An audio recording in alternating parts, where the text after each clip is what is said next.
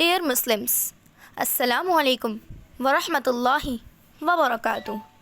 With the name of Allah, who is the most beneficent and the most merciful, today I am gonna tell you a story about Rizq. A slave once remained absent from work. His master thought that his wages should be increased so that he could work with keen interest and does not take off from work. The following day, the slave received more than what he usually got. He quietly took wages without acknowledging that increment in his salary. After a couple of days, the slave took another day off from work. This angered the master, and he immediately decided to cancel the increment that was made in the slave's salary. Next day, when the slave was given the amount that was previously paid to him, he again silently kept it without complaining. Now the master was surprised. How come you never said a word when I increased your wages?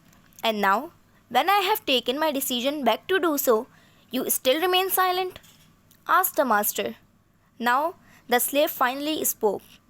The reason for my first absence from work was the birth of my son.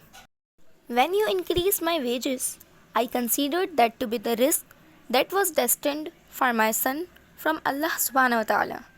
The reason for my second absence was the death of my mother.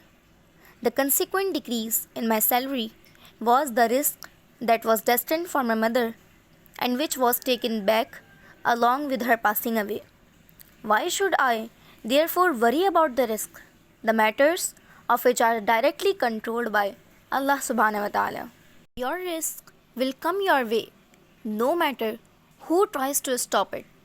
Just do your best and have tawakkul in Allah subhanahu wa ta'ala. Jazakumullahu khairan.